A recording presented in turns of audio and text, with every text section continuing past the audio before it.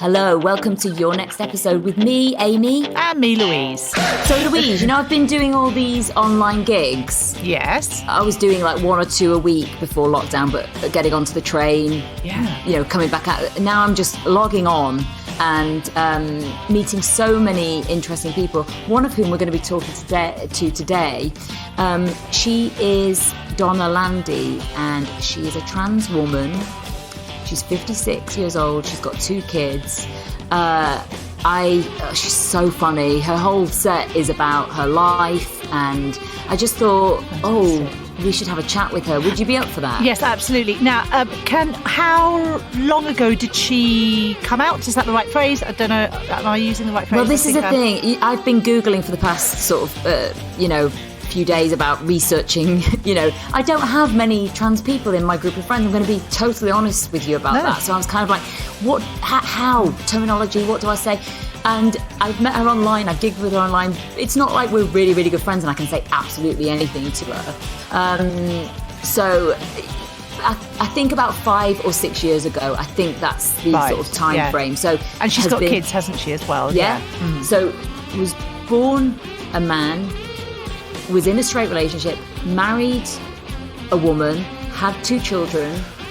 Those children would have got to the age of about, my math, sort of 6 something, around that sort of age, and then took the decision. Yeah. So early 50s, if it was about 5 years ago. She's 56. And that conversation is coming up. Thank you so much for doing this, first of all, and thank you for doing it this early in the day. I know you were saying on we were suggesting sort of evenings, but Louise and I just sort of get tired after about 51. 5. I have to be in bed really by sort of 9ish, so I'm afraid. But I'm 50. I'm 56. Well, I'm nearly 57, and I should be in bed by 10. But I was out gigging in America till 2 a.m. last night, drinking mezcal. So I didn't exactly look and feel my best at 9 this morning. Wow, God, well done for being. We're not visual; it's just audio. So that's thank God for that. Yeah, that's at least one thing. Thank you for joining us. You're very welcome. It's a pleasure to be here. I should disclose we have met, Donna and I, literally just through the online comedy scene that has sprung up. Yeah. Which, I mean, for me, it's kind of one of my highlights of lockdown, actually, meeting lots of different people that I wouldn't have normally met. So, that's from a selfish point of view, as you say, like the health implications for this whole thing has been awful. But actually, this community has sort of sprung up online, hasn't it? Yes, yeah, exactly. And I think, it's hard to, as a newcomer to comedy, it's hard to appreciate how lucky I am from that, because I think in a traditional sense, I would have been on the open mic circuit. I'd have just met other open mic comedians. I wouldn't have met many other professionals or experienced people. So I've just feel really lucky that I've met so many experienced and amazing people too, just lovely people. I was on a Zoom gig in somewhere in America, somewhere in the South, and I suppose it's more what people would call redneck country. And there's me, trans woman, doing my stuff. And a lot of my stuff is about being trans. And afterwards, the feedback that I got from people was, wow, it was just really nice to see you and hear about your life and about what it's like to be trans, because all we get is sound bites. And I thought, if I've changed one person's mind about what it is to be trans, then that makes it all worthwhile. Yeah. Do you know what? It's so funny because I was at an audience on a Zoom gig that Donna was doing a few weeks ago, and it was sort of like a 7:30 start. So my 9-year-old is she's hanging around at that sort of time. But I do love to go onto these Zoom gigs and support other comedians. So she sat on my knee, and Donna comes on.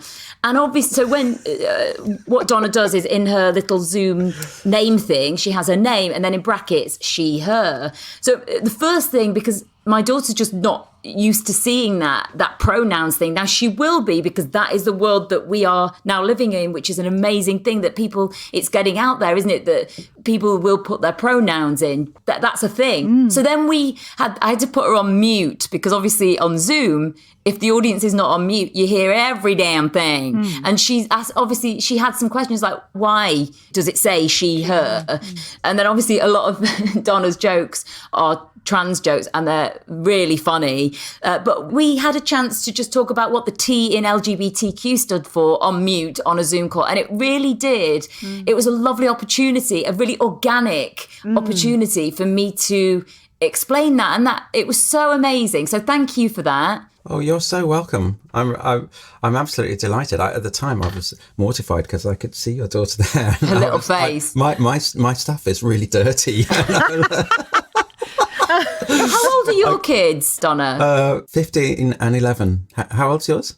So she's 9, and then I've got a little one who's 5, but he was out of the equation by then. Okay, yeah. Can I ask you, I've got it written down in front of me and it just looks really accusatory. So, Donna, you're a trans woman, you're 56, you're a parent. Tell us about your journey. And it just, if I was a pro podcaster, I would have used this lovely segue to talk about your journey. But no, I'm going to butcher it by just asking you, point blank questions. To be honest, I felt different most of my life. People didn't really understand me, and but I never really was able to put a finger on it. I used to wonder if I was gay. People used to ask me, and I'm like, well, maybe, but I just don't feel that way. And so it was only a few years ago. I mean, until 4 or 5 years ago, I'm embarrassed to admit this, but I was really quite a transphobe. And I thought that being trans was like being a transvestite, but full time. Just, sexual fetish full time. And why would you want to do that? It's ignorant. And then suddenly it happened to me, and I'm like, oh my God, that's what it is. Suddenly I'm wearing women's clothes and I just feel right in myself. And I'm like, this is weird. What's going on? I just don't know why or what. But it just, and so I went on the internet, of course, as you do. Google is my friend. Dr. Google. Found lots of videos, watched stuff, and was like, oh my God. And so here I had my plan all worked out. I was going to get on the phone to my therapist, as I do once a month, and say, Ian, I want to be a woman. This was my plan. And what came out of my mouth was, Ian, I am a woman. Wow. And that was just how it was for me, and that's how it is for me. And I know I'm not the same kind of woman as a woman who grew up as a woman, but I am a woman nevertheless. And so were you married at that point? Yes, married with kids. My youngest had just had her 8th birthday party. We'd had a brilliant time, and that moment of knowing is called your coming in, and it is the most incredible moment. Really, it's like coming home to yourself. But almost immediately that was followed by, oh my God, I am going to be the person who kills my children's dad. Oh. It was the most utter heartbreak. And yeah, it's dreadful. And of course, my marriage suffered as well. We tried really hard to work it out. I was married. I'm separated now from an amazing woman who really tried everything she could to stick with me and work through it. But in the end, we couldn't. And we now happily co-parent, which is lovely. We live 2 doors apart, which is nice. And yeah, so it's funny, we were talking about before about how you meet people online. So I saw some, you see people's posts on Facebook, and then you obviously do the deep dive into the comments. And I was like, so not that I'm stalking you, Donna, but I'm obviously she is stalking you. Yeah, it's very, very possible. I was just like, wow. So how would that work? I've been warned, like legally warned. I just thought, surely that's not happened overnight. That's something that's taken years of the sort of, I don't know, I'm putting words into your mouth there, but that's obviously happened over the years that you have a supportive relationship with the mother of your children. Yes, yeah, we do. I mean, we've always, got along well and tried to talk everything out. And it's just one of those things. I think, in transitioning, while I was transitioning, we had some of the best conversations we've ever had of our lives. I mean, most intense and deep. And it was the Boxing Day after we separated where we had our last argument. And instead of flying into a rage, I just felt like crying. And in that moment, I swore that I would never, ever fight with her ever again. And we haven't, thank God. Presumably partners would need support too. Is that right? Because I suppose for some, there'll be a feeling of loss, confusion, or maybe like even anger or hurt. And I suppose it can affect the sense of who they are too. Yeah, I think you've hit the nail on the head. And I think Tina would be really glad to hear you say that, because it has been really tough for her. People don't consider what it's like for her, and that she's lost her husband. Yeah. And not only that, but the person that her husband has disappeared without a trace. There's no grave. There's just nothing. It's like I was lost at sea or something. Well, the person I used to be was, and because people think, well, she's still here.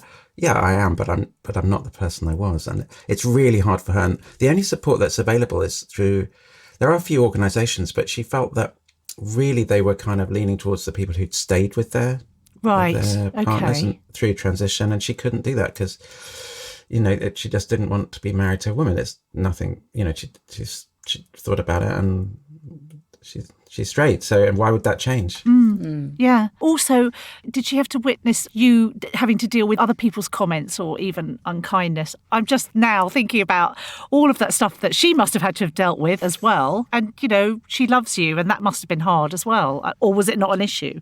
I think we've been actually quite lucky in that we haven't had a lot of transphobia. Yeah. Despite, the West, I live in a town called Bideford in Devon, and it's lovely here. Yeah. People aren't very used to seeing different people of any kind. We're not a very diverse community. So Are you the only trans in the village? I feel like it sometimes. But I'm not. There's a trans lady who runs the Cobblers. There's a non-binary person in the co-op. There's another trans woman who runs a pub who was absolutely vile to me, but that's another story. I know. I was like, people are people, right? All people. People are people. Some people are cunts. What are you going to do?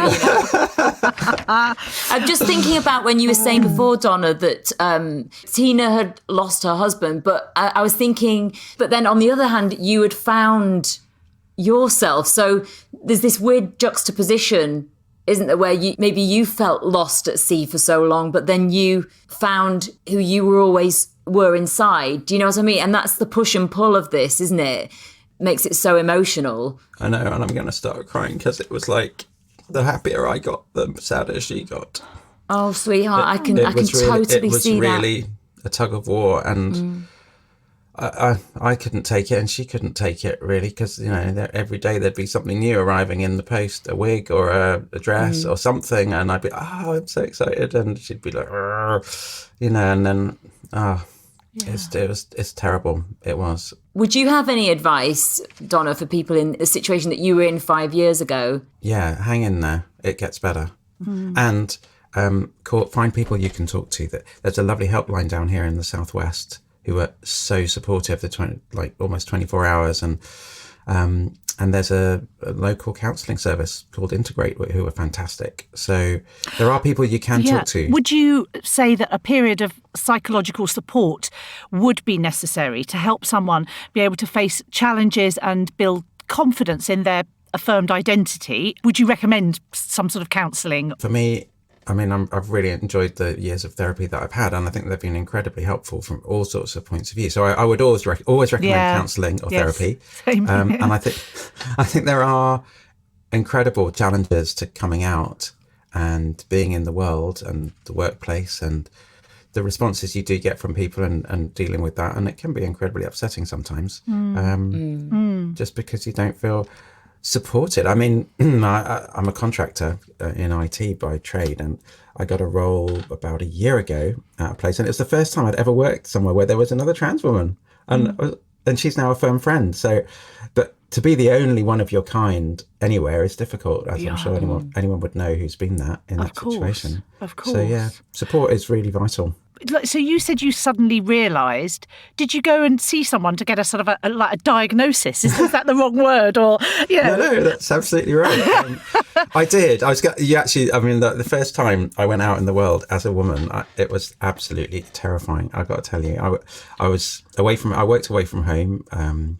There was a comedy night that I regularly went to, and I decided, I was always dared to do it by my taxi driver, who was also a friend, and we'd agreed to go out that night with some other lads, and so there I was in the hotel room. I was like I wasn't very convinced. I was totally unconvincing. I hadn't got my wig sorted out, my big beer belly. Oh God, it was. But a beautiful dress, my little black dress, and like trying to get my high heels on.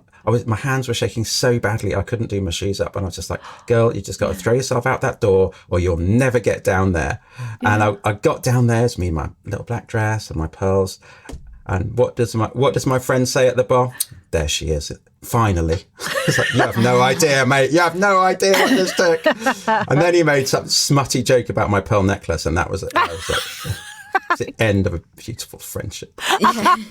But you sullied this experience for me. Thank you. Thanks, yeah. But it was a great night. I had the best night out. I got the best comments from everyone at our table. It was just, everyone was so supportive. It was absolutely lovely. So, yeah, find a supportive environment. Go out with your friends if you can. Because if you try and do it at Morrison's, they will all stare at you. I swear to God. Yeah. And then as soon as you look at them, they'll look at their shoes and check out their shoe polish. I don't know what's so interesting about that. But you were seeing a counsellor already. Is that who you discussed, like decisions that need to be made about how you're going to live? Presumably a consideration would be whether a person wants to commence with hormone therapy and or consider surgery. What is that sort of process of deciding all of that stuff? So the first step is going to see your GP and getting on the waiting list. They'll refer you, but they can't prescribe anything themselves. And then you get all excited and go, I'm on the waiting list. And then you find out that it's at least, it was. And when I joined the waiting list, it was 2 years. Right.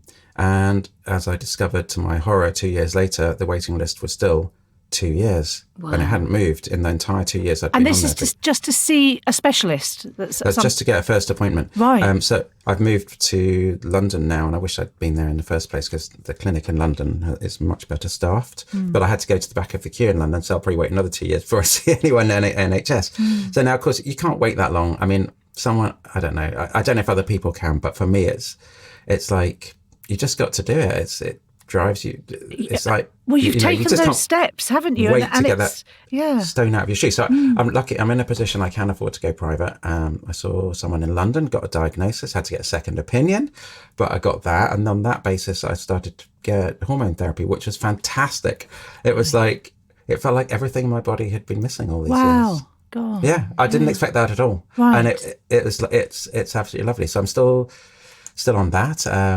Can I ask what hormones do you take, and would you mind describing the physical and emotional changes that you've experienced through that? Sure. And it isn't, I have to say, it is a bit of a strange, it's a bit of almost a and well, getting the diagnosis, it can be a bit like you're trying to explain yourself and justify yourself just to get, I mean, for me, it seems like a basic human need. Yeah. And my GP has been so supportive, but she's not allowed to prescribe, and she could have so easily, because all I'm getting really is HRT, which she would prescribe to women in other circumstances as well. So, like I'm taking. Yeah, exactly. So there's no reason why your GP couldn't prescribe. And I mean, really, if somebody comes to you and says, I'm trans, they are trans. They know. They've been thinking about it for ages, but it's the most difficult thing to say. So anyhow, So I am trying to, when I do get a chance to campaign with the changes in legislation that are coming, and try and put a word in, say the simplest and easiest solution to sorting out the queues, the massive queues for gender services, is simply to devolve them to the GP as much as possible. Absolutely. I'm taking estrogen and progesterone those are the two feminine hormones, and I'm taking 2 androgen blockers, finasteride and spironolactone, and those suppress the male hormones. Right. Okay. And some physiological changes. I noticed my skin has got more sensitive. Yeah. My breasts are growing, which is nice. Yeah. My sexuality is changing, which is also really nice. More into sort of a whole body experience. Right. I noticed I'm much more sensitive to pain, and I think this is probably why guys or boys, when we're children, boys think that girls are sissy because they have I think girls just have a much lower pain threshold, much more sensitive to pain. So from a boy's perspective, they are more responsive to pain, and it's just a physiological thing, which is really interesting. Yeah. Now, don't take this the wrong way, okay, but as a guy, I was always really pernickety about my parking. It had to be straight and exactly in the space. Now, as a girl, as a woman, to be honest, I couldn't care less. I've got so much more important things to be doing. I could be having a chat with my kids and be in the middle of a sentence, and I'm like, I'm not going to drive this car forwards and backwards 3 more times. It's Just almost throw it in parallel. there. Yeah, exactly. That's hilarious. Like, you know what, guys? It's not that we can't park. We actually don't. We couldn't give a monkeys. We choose not to. We don't. Yeah. Got better things to be doing. Oh, God, thank you. Yes. You're absolutely right. So any other like emotional changes? Are you more, you say you're like sort of more sensitive, you know, physically. What about, you know, emotionally? Do you think you're more sensitive now or not? Or I am. I mean, I was always, I got teased as a kid for being soppy. It was me crying my eyes out in Bambi, you know, age 6. So I've always been like that, but I think more now, and much more likely to cry than get angry, although of course we all get angry about stuff. yeah. And just to, you know, feel the pain. And Yeah, like that's that. interesting. Yeah. I'm sure that my reaction on Boxing Day when I had my last argument with my ex, that was my reaction. It actually really surprised me that before I would have stood my ground and wanted to fight, you know, full of testosterone. And my reaction then was to cry and flee and get into another room because I just wanted to bawl my eyes out. And I really think that was a sort of physiological change brought about by hormone therapy. Hormones, yeah. Yeah. Probably like a mixture, would you think, of all of that and just the sadness and the being tired, and I'm imagining as well, you know. Frustration, yeah. Of the situation. Yeah, that too. Yeah. We've seen what's happened over the pond. And I was really struck by Joe Biden's speech actually acknowledging and accepting the trans community in the US. And you talking before about how policies in this country are obviously making it difficult for creating bloody 4-year-long waiting lists. Yeah. Ridiculous. I can only imagine what your reaction was when you saw and heard that speech. I think that there is a sort of fundamental underlying tension between progressives and conservatives, if you like, both in America and in Britain and probably in other countries as well, where there are people who are very on board with changes and who understand what it's like for us as trans people and the challenges that we face and are sympathetic, and why we feel we have to make so much kind of noise or push for change. And there are other people who feel that there are some people who really feel like we're taking over the agenda. We get too many privileges, and you know, why should they get so much? And you know, I can understand it. I think this is one of the. It is frustrating, but I think one of the things I love about this country and about America is that we do have a democracy where we can have differences of opinion, where we can sort things out through the ballot box. And I think that is very precious. And if we lose our tolerance for alternate opinions, however much, I really, you know, it's painful to listen to some of them. I think we're starting down a dangerous path. And I think I feel now, especially in the wake of Trump, we really do have to step back and take a breath and really think about where we want to go. Because I know, for example, you know, the people think the conservatives are evil monsters, and you know, there's a lot of policies I do really that are shocking, that shock me. But the reality is that unless we in Britain can bring on board enough of the people who think that the trans people are getting too much and shouldn't be in women's spaces and all this kind of thing, unless we can bring enough of them on board, policy is not going to change as fast as we need it to, because politicians aren't going to pursue policies which are horribly unpopular with their electorate. It's just a reality of life.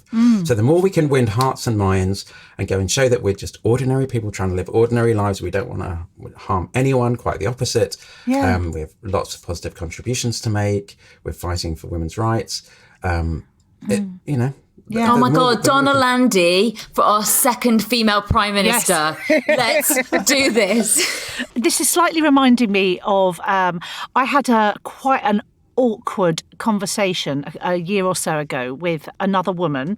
I think what we were discussing were non-binary identities, because there are different identities as well that are not man or woman but fall kind of outside or between those identities. Is that correct?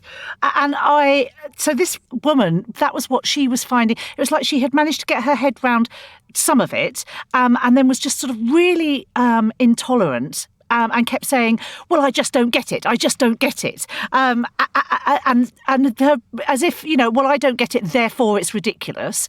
And my argument with her was, maybe you don't have to get it, you just accept it, as in any walk of life. Just because you don't completely understand someone's perspective doesn't mean that perspective is wrong. And that sort of stood out to me, was this sort of like, because she couldn't understand, then it was ridiculous, and it was all just getting really silly because, she's got her head around, certain identities, but not all the other... Not the spectrum. The spectrum of stuff, in between those, or that fall outside of everything that she's used to or understands. How do you get around that? I honestly don't know. No.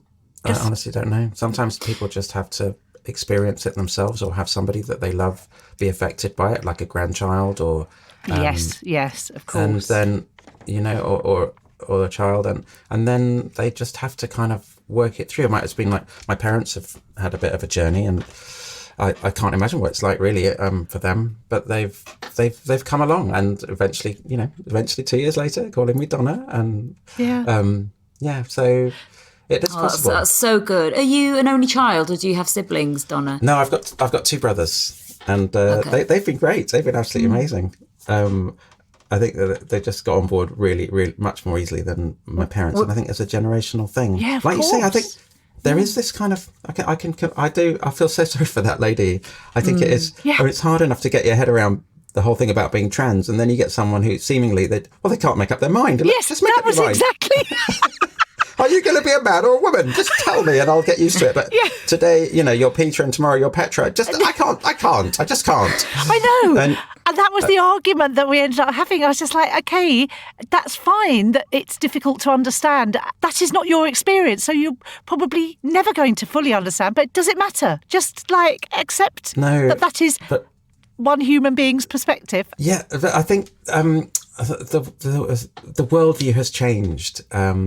While we weren't looking. In the old days, you had to fit yourself into the available identities, right? There was man and there was woman, and there was possibly Dame Edna Everage, right? And that was it. And you had to decide, are you one or the other? And if you were gay, well, that was okay, sort of, but you had to hide yourself away because it was shameful, And in the generation before me, it was illegal. So, things move slowly, very, very slowly now. And thankfully they do. And now we're in a world where people are encouraged to define and invent new identities to match how they feel inside, and are not constrained by the available identities. It's really a very different paradigm of how we see ourselves in the world. And it's a lovely one. And I'm so grateful I've got kids, because they bring me on board with all this stuff. I wanted to ask you about your children. Can you tell us how they've adapted? So they're 15 and 11. Yes. And my understanding is that there are studies that have shown that preschool children, adult children tend to adapt more easily to a parent's transition, while adolescent children tend to face more challenges. Can you tell us your experience, well, their experience, your experience as a family? They have been amazing, I have to say. My eldest remembers me as both, and to her, I'm still me, and I've just changed how I am on the outside. And so there was never really a break of belonging with her, which is fantastic, and I'm really glad about that. And of course, it opens a massive space for her to explore in her teenage years who she is and who she likes and how she wants to express herself in the world, which is fantastic. So there's really nothing she can't say. No. She's not really going to shock us, is she? So the youngest, unfortunately, doesn't really remember me as the male daddy. I'm still daddy to both of them, which is or dad. Which is great. So at school recently, my youngest said to her in class, my dad's a comedian. And another kid said, oh, is he? And she said, no, is she? She's trans. And the other kid says, well, wouldn't that make her your mum? And she said, well, technically yes, but no. God. Wow. How old is Isn't she? that great? She's 11. 11, yeah. She's That's 11. incredible. That's incredible. Yeah. Organically, as we move forward, I think that my children's children will be in classrooms with a whole spectrum of different identities and parental identities, don't you? Yes, I think that's right. And I think that the more we can explain and expose children to different... Actually, I would love to go into schools and talk to assemblies and have them giggle Donna. and laugh and get it all out of Yeah. their system and ask questions, and it will just be the most amazing opportunity, because like most of them have just never met someone who's trans. No. You would need to clean up your act, though. you need to. Okay, so I'm on the PTA at school. You'd need to cut all of the swearing out of your act. But I think you would be brilliant. I think you'd be so good. Oh, thank you. I had to do that recently. I did my first corporate gig on a couple of days ago, and it went down a storm. So yeah, I was quite surprised. I can actually be funny without swearing. Did the relationships just sort of remain the same then, or did it get better in some ways? And were there difficulties? Not to transitioning. The difficult things were with separating. Of course, yes. Yeah. So from being around them 24/7, almost, apart from when I was away working, going to bed with them, waking up with them, being around when I was working from home, and to suddenly being every other weekend dad and one night during the week, and having to live 10 minutes drive away because we felt it was too close for comfort to be any closer. But thankfully that only lasted a couple of months, and then I could move around the corner, and so here we are. They can just walk over in 30 seconds. Yeah. And we can kind of feel each other's presence from this distance, which is lovely. So they know I'm here, and they know. But that was really a really tough 3 months being that far away from them. I'm not going to pretend. So it was that was the hard bit. I mean, I suppose what children want more than anything is to know that you love them. You're the same person, so presumably gender isn't going to have a massive effect on a child's happiness. I suppose it's down to how you as parents help children deal with any emotional responses in a healthy way. And then, like you say, that wasn't the bit that was tricky, because actually there are loads of events in the lives of parents and kids that are going to be tricky for them, aren't there? I think that's right. And I do think there's going to be a lot for them to talk to their therapists about when they get older. Yeah. For sure.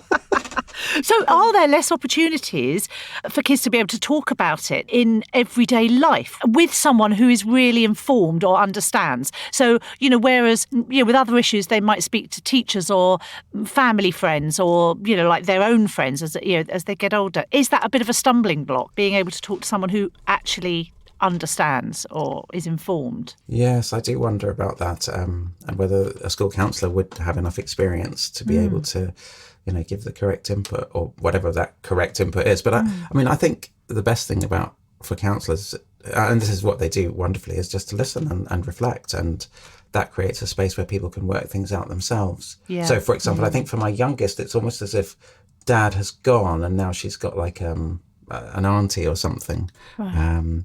Who loves her and spends time with her, but it's not quite the same as having a dad, something like that. I haven't quite, and she's very private, and she doesn't like to talk about her emotional world, and I respect, obviously we respect that.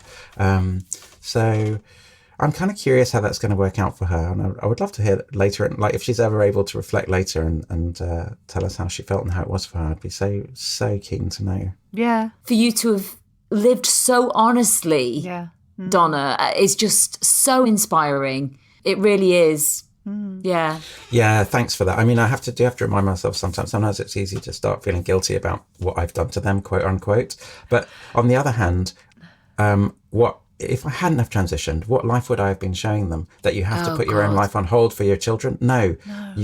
You have to live your life, and you have to live it boldly and with passion. Yeah. And if you do that, everything else somehow works out. Can I just ask you, Donna, about trans women in female spaces? Because it's something that is discussed very sort of passionately, isn't it?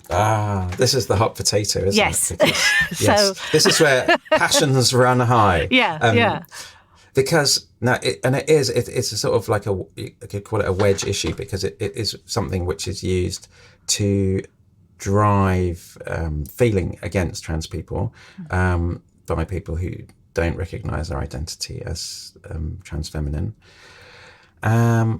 because for a lot of men are kind of driven almost biologically, or perhaps primarily, to defend women, and if they feel that they're girls, or women are there. I mean, the patriarchal view, but say a standard cis bloke with a wife and children, some of whom are girls, if they feel that their wife and or girls are at risk from a trans person in a toilet, then they're going to get really angry about that and defensive, because they want to protect, and quite rightly, who wouldn't want to protect their children and their wife, right? And I completely understand that.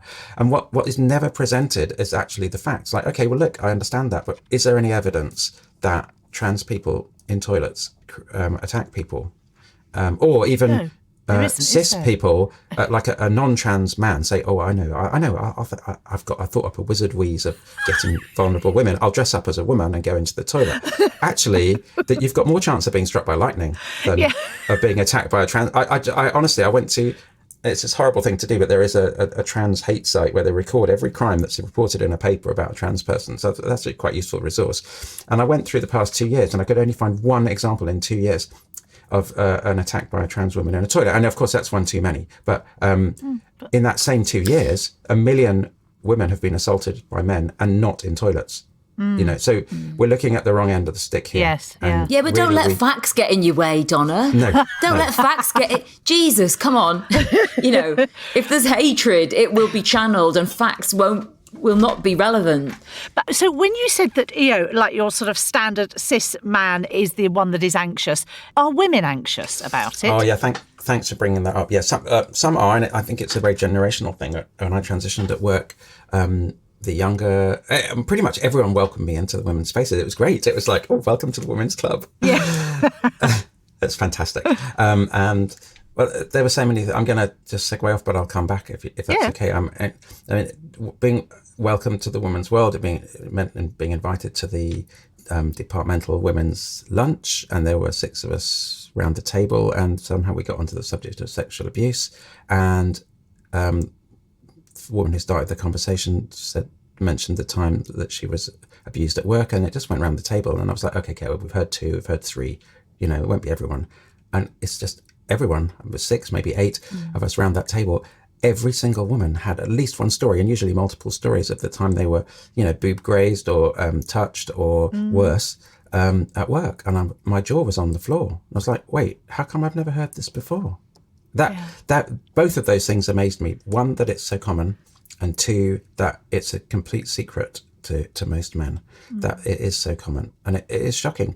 And I think that's what leads to a lot of men not realizing the scale of the problem and how serious it is, because it's only later, when I got welcomed fully to the women's club by being abused myself, that I realized that the instinctive feelings are of guilt and shame, and you don't want to shout to the world, hey, I've been abused. No. Because it's horrible, and it triggers your own upset around it.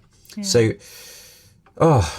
welcome to the world of being a woman. Somebody said that to me when I was right at the beginning of my transition, when I was telling people I'm trans. She's like, what does that mean? I said, well, I'm going to start living as a woman. She was like, why do you want to do that? Yeah, I was going to say.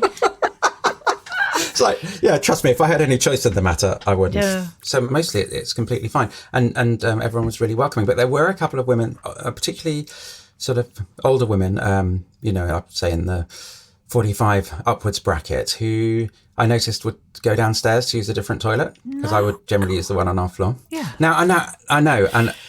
But the thing is, I've always felt that I do understand the reluctance, because round about when I started transitioning, particularly the Times newspaper started a really nasty campaign to paint us as villains and sexual predators when we're not, as the evidence shows. Yeah. So you can't really blame people for reading what they read and then believing what they read. Yeah. And acting on the basis of that, because they've really got no other source of evidence that's presented to them. So it's really sad. But I have a really good friend, one of my oldest friends from sixth form college, and she was we had a brilliant afternoon, and we were discussing it, and she said, well, I just don't want anyone with a penis in my toilet. And I was like, well, damn it, I really want to argue against you, but how can I argue against that? It's her preference. And it's what makes her feel comfortable. So it is a tough one, and it's a really difficult one, because how do you square the circle? And it does come down to, I guess, people's personal experiences as well. You don't know what has happened in that person's life that will make them feel that why they would be very anxious about that necessarily, do you, I guess? I think going back to that conversation we had earlier about how common abuse is, I think we kind of know. Yeah. We've got a good idea, because pretty much everyone has been abused. I did meet a woman recently who has not been abused ever in her life. And I was like, wow, we should have her mounted onto the wall. Yeah. Yeah. But do you know what? Also, I would say, I wonder, though, if you sat and just said to her, well, what's your understanding of abuse? You see, I would say, initially, I would go, well, that has never happened to me. But then I sit and think about it. Of course, I've had people doing the nipple grazing, the turning their faces, touching my arse. So, yes, so it's, do you know what I mean? I bet that woman, I bet you anything, but we sat her down and I gave her a grilling, we'd find out that, yes, she had. This reminds me of when my 84-year-old grandmother would say, well, that's just what it was like back then. You had a little dance on the dance floor, and basically you get fingered or touched up, and that was just how it was. That's how people said hello back then, and you'd be thinking, well, why haven't I been touched up? She actually said to me once, I walked past the building site, we don't whistle anymore. It's a shame, isn't it? And I'm just like, fucking hell,